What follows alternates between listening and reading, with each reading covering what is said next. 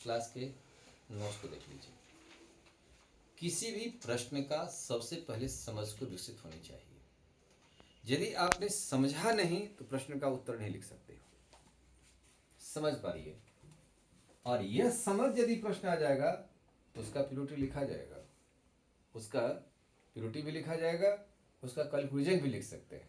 कभी कभी छात्रों में यह बात आती है कंक्लूजन वो नहीं लिख पाता है। इस सब का कारण यह है कि क्वेश्चन को आपने समझा ही नहीं। यदि क्वेश्चन को समझ गया तो एक तिहाई समस्या सब वहीं पर समाधान हो गई। गांधी जी का देना है, गांधी जी की विचारधारा विभिन्न व्रतों पर आधारित है।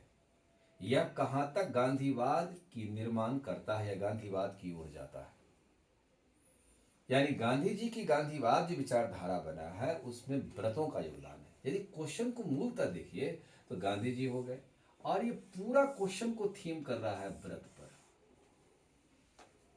यदि गांधी जी का आपने समझ रहे हैं या जानकारी आपके पास में है तो आप गांधी जी से जोड़ दीजिए, वो बन जाएगा गांधीवाद। ये प्रूव कर देना है कि काशी, ये तीसरा मुद्दा आ जाएगा, प्रूव करना है गांधीवाद को। इसलिए मेंस में रफ कार्य हेतु आपके लास्ट में 2 पेज होते हैं। प्रश्न को समझने के लिए पहले आप उस प्रश्न आपके सामने में रहता है या कॉपी में ही आप प्रश्न रहता है तो आप वहीं पर आपको प्रश्न को लिखना है।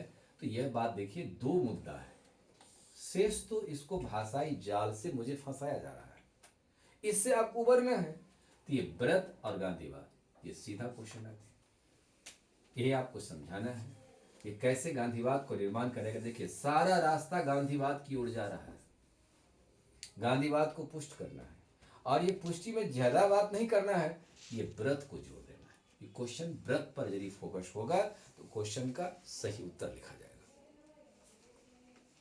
बात आ गई। यदि इतनी बात समझ में नहीं आ जाए तो आप रफ कॉपी में लिखिए व्रत, ये हो गया गांधी। ये 2 शब्द आपके पास में आ गए।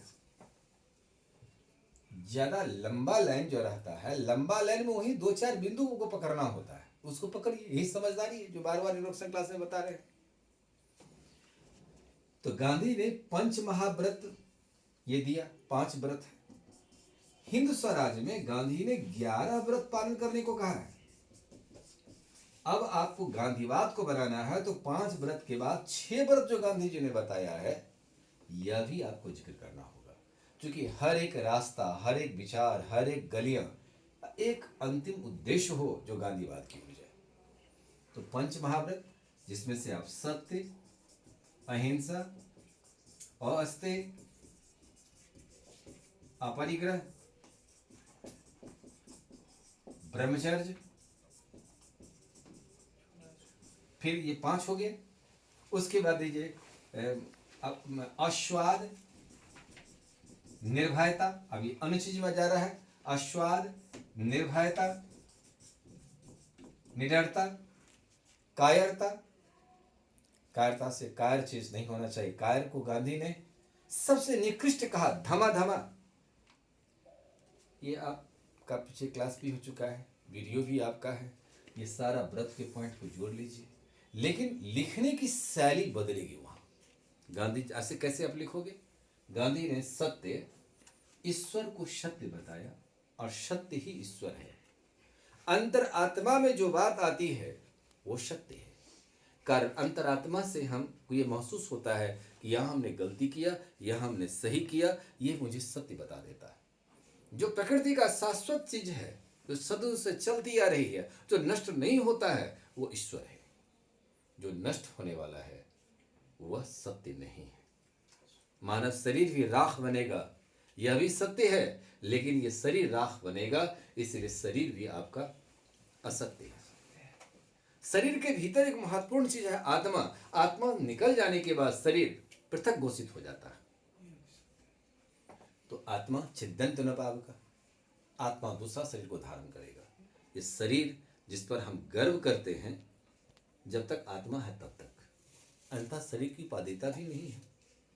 चित जल पावक गगन समीरा, पंच तत्व यह अधम शरीरा। कनाद मुनि ने भी बात को कहा है। इस प्रकार से सत्य को साबित करके यही सत्य गांधीवाद का मुख्य आधार बनाता है। क्योंकि भगवान श्री कृष्ण गीता में भी कहे हैं, जो कुछ लेते हैं कृष्ण से लेते हैं, देते हैं कृष्ण से देते हैं। लेना और देना में क्यों कौन सी का संघर्ष है? इसलिए हमारे सारे धर्म ग्रंथ भी कहता है, देना जानो लेना कम सीखो। तो सत्य पुष्टि हो जाएगा। पुष्टि हो जाने के बाद यह प्रयास हो कि यह गांधीवाद क्यों गया कि नहीं। अहिंसा, मनसा वाचा कर्म बता चुके हैं। मनसा वाचा कर्म तीनों को पुष्टि कर दीजिए, पिछली क्लास में भी है, वीडियो में भी है। अहिंसा प्रूफ हो जाए, गांधीवाद की ओर जाए। अस्तेय प्रूफ हो जाए, अपरिग्रह, ब्रह्मचर्य, अस्वाद, निर्भयता, निडरता, कायरता, ये हमारे समाज के भीतर रहना नहीं चाहिए। वो हिंसा से भी, हिंसा और कायरता में गांधी ने कहा कि भाई हिंसा को अपना लूंगा, कायरपूर्ण कार्य नहीं करूंगा। इस प्रकार से गांधी की यह व्रत गांधीवाद क्यों ले जाता है? क्योंकि गांधीवाद सिद्धांत बनाने के लिए अब यहाँ सत्याग्रह पर यह मूलतः बल देते हैं। और सत्याग्रह में दिखाइए कि असहयोग आंदोलन में भी गांधी का सत्याग्रह था। दूसरा सविनय अवज्ञा आंदोलन में सत्याग्रह था। तीसरा भारत छोड़ो आंदोलन में सत्याग्रह था। ये सत्याग्रह से भारत में और धरातल की यह पुष्टि कर दिया, राजनीतिक अध्याय को उन्होंने पुष्टि किया कि यह गांधी जी की विचार गांधीवाद का निर्माण कर दिया। और गांधीवाद विश्व एक ऐसी विचारधारा है जो अहिंसा पर आधारित होकर के देश को आजाद कराएगा। और यह वर्तमान में भी किसी व्यवस्था और परिस्थिति से अनुसार भी यदि आवश्यक है तो सत्याग्रह के द्वारा हम कर सकते हैं। लेकिन सत्याग्रही वही होगा जो पंच महाव्रत कम से कम पालन करेगा। 11 व्रत पालन करके तो समाज का नेतृत्व कर सकता है। बात क्लियर को याद कर देना है। फिर वहां डायग्राम बना दीजिए और 11 व्रत का रास्ता से गांधीवाद को घेर लीजिए। और आप जैसे आप ऐसे देखिए, यदि आप इसको फिर डायग्राम तो होना चाहिए, डायग्राम बना लिया। अब डायग्राम का ना अंदर में क्या बात को लिखेंगे? व्रत गांधीवाद। अब ये व्रत में पंच महाव्रत को पहले से वर्णन करते, पंच महाव्रत में दे दीजिए। अब इसमें सत्य, अहिंसा, अस्तेय, अपरिग्रह, ब्रह्मचर्य जिसको जोड़ लीजिए। फिर से अतिरिक्त व्रत, क्योंकि अतिरिक्त व्रत इसलिए कि गांधी ने हिंद स्वराज में अपने आप को ज्ञान को परिमार्जन जैसे उन्होंने किया है, उसके बाद उन्होंने बताया। तो अतिरिक्त व्रत में ये लिख दीजिए, तो पूरा गांधीवाद। यही गांधीवाद रामराज की ओर जाएगा, एक समाजवाद का निर्माण करता है। यही आर्थिक विचारधारा को बल दिया। इस व्रत से ही सब कुछ संभव है। मामला होगा विचार कहां तक उपयोगी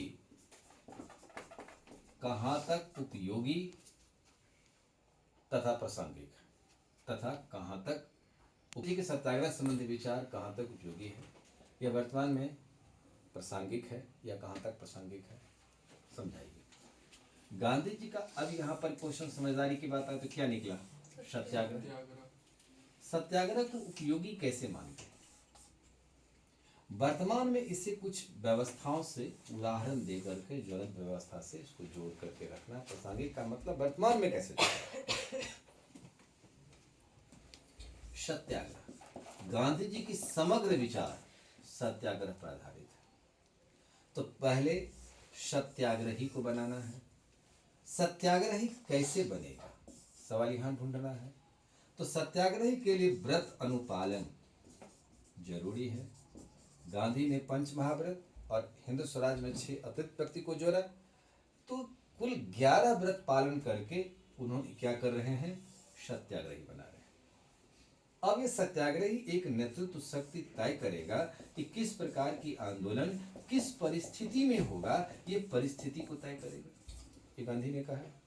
तो नेतृत्व शक्ति उसके पास में हो जो सत्याग्रही हो, जो 11 व्रत का पालन करते हो।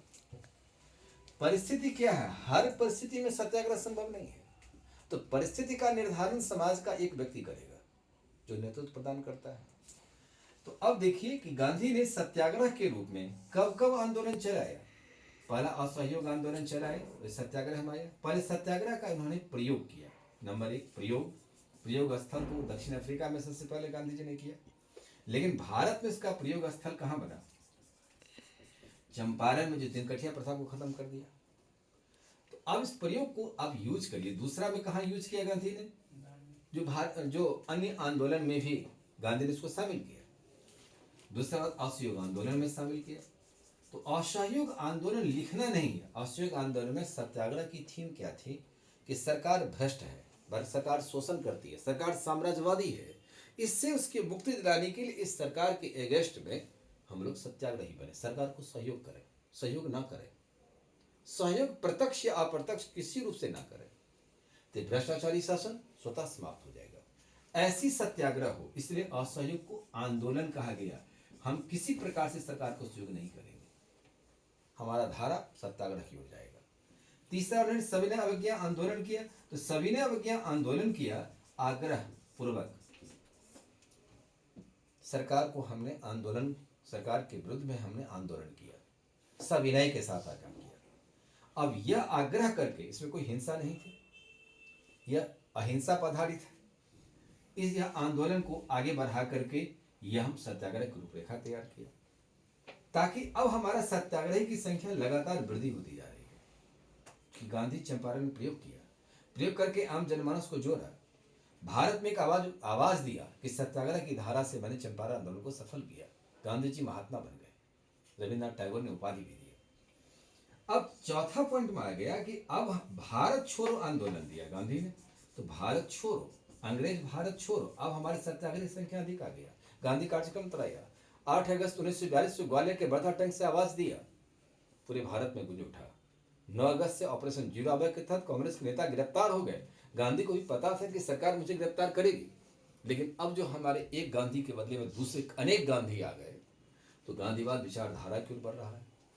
इस प्रकार से यह सत्याग्रह की एक नींव थी, सत्याग्रह संबंधी विचारधारा का आधार था, और इसी सत्याग्रह के द्वारा भारत की स्वतंत्रता प्राप्त होती है और 15 अगस्त 1947 को भारत आजाद हो जाता है। इस सत्याग्रह में हम स्वदेशी कार्यक्रम को अपनावें, फिर सुन दीजिए, स्वदेशी कार्यक्रम, प्रन्यास धारणा, ट्रस्ट को भी सपोर्ट करना है, गोवंश की संवर्धन करना है, पशुपालन, कृषि पशुपालन करना है। गांधी जी की ये विचारधारा में आत्मनिर्भर होकर के काम करेंगे, अपनी भारतीय शिक्षा ग्रहण करेंगे, विदेशी शिक्षा ग्रहण नहीं करेंगे। गांधी ने स्वदेशी आंदोलन सारे क्षेत्र में जोड़ा, सभी आंदोलन में जोड़ा, सभी कार्यक्रम में जोड़ा। इस सभी आंदोलन में गांधी ने अपने आप को संरचनात्मक सोच को रखा। ये सत्याग्रह स्वतः विचार था। इस कार्यक्रम के भीतर क्या होगा, ये सत्याग्रह विचारधारा। अब देखिए कि ये तो सत्याग्रह गांधी की धारा थी, वर्तमान में इसको हम कहाँ और कैसे ले जाए। यदि हमारे देश में कोई रोजगार है, सरकार रोजगार नहीं दिखाती है, तो सरकार ग्रामीण अर्थव्यवस्था बनाए, ग्रामीण आधारित बजट बनाए, कृषि आधारित बजट का निर्माण करे, नहीं तो हम इस सरकार के विरुद्ध में आंदोलन कर सकते हैं। यदि देश में, हमारे देश में नक्सलवाद पर सरकार नियंत्रण नहीं कर पाए, हालांकि कर रही है सरकार, बहुत बेहतर प्रयास कर रही है, हम यहाँ भी कर सकते हैं। यदि हमारे समाज से कोई आदमी अलग अलग धारा में जा रहा है, राष्ट्रवाद को तोड़ रहा है, तो हम वहाँ भी आंदोलन कर सकते हैं। इस प्रकार के ज्वलंत मुद्दा को आप आए दिन जो घटना घट रहा है, उस घटना को दर्शाते हुए सत्याग्रह कार्यक्रम के द्वारा व्यवस्था को परिवर्तन कर सकते हैं। सरकार यदि हमारी बात को नहीं स्मरण करती है, तो हम रोड पर आगजनी कांड नहीं करेंगे, सत्याग्रह करेंगे, ताकि सरकार इस प्रकार का कदम ना उठाए, आगे हमारे देश में घटना ना घटे। यह कार्यक्रम के द्वारा हम किसी व्यवस्था को परिवर्तन करने की क्षमता रख सकते हैं, क्योंकि गांधीवाद एक सफल व्यवस्था है जो विश्व की अलौकिक विचारधारा के रूप में भी जाना जाता है। इसलिए गांधी जी के जन्मदिन को विश्व अहिंसा दिवस के रूप में मनाया जा रहा है, संयुक्त राष्ट्र संघ के द्वारा घोषणा भी हुआ है, इसलिए यह प्रासंगिक है। इसको समझा दीजिए वर्तमान के उदाहरणों के साथ, खत्म हो गया। गांधी जी की रामराज आदर्श विचारधारा पर आधारित है। यह किस रूप से रामराज की क्या संभव है?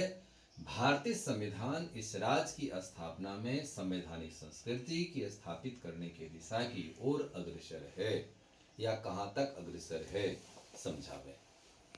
जब लंबा प्रश्न हो जाए, कोई घबराना नहीं है, बारीकी से थोड़ा 1 मिनट पढ़ लो उसको। गांधी जी की रामराज, यहां पर आप देखिए क्या कर रहा है, रामराज आदर्श विचारधारा। गांधी जी ने इसी रामराज को आदर्श विचारधारा बाद में आकर कहते हैं। अब इस विचारधारा के द्वारा रामराज की स्थापना, क्या यह रामराज की स्थापना करेगा? क्वेश्चन इसी का भाव से भंगिमा को स्पष्ट किया जा रहा है। क्या रामराज आदर्श, रामराज में आदर्श विचारधारा क्या है? अब आप पॉइंट को सीधे समझते जाइए। क्वेश्चन यदि समझ में दूर तक नहीं समझ में आए, तो आप यह देख सकते हैं कि आदर्श विचारधारा यह क्या है। क्या यह संभव है कि रामराज की स्थापना हो जाएगा? संवैधानिक संस्कृति यानी संविधान द्वारा इस दिशा में क्या क्या यह प्रावधान किया गया है, ये आप दिखा दीजिए।